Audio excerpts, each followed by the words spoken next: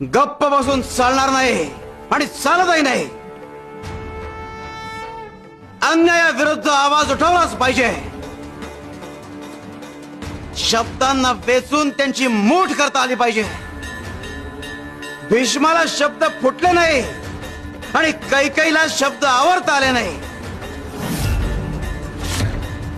त्यांना काय झालं? एकीकडे महाभारत आणि एकीकडे रामायण. द्रौपदीची पांचाली झाली ती कुंतीच्या एका शब्दामुळे. शब्दांना फार महत्व असतं.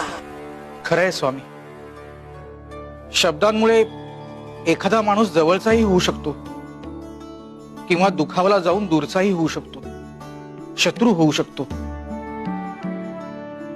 कारण शब्द हे शस्त्रांसारखेच असतात, त्यात मोठी ताकद असते. स्वामी,